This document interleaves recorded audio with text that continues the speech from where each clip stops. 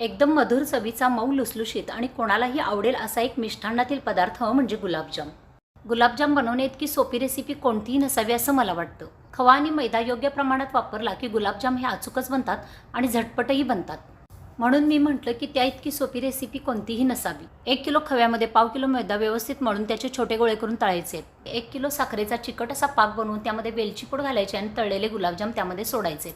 या पारंपरिक पद्धतीशिवाय आजकाल लोक दूध पावडर, रवा, मैदा आणि पनीर यांपासून सुद्धा गुलाबजाम बनवतात.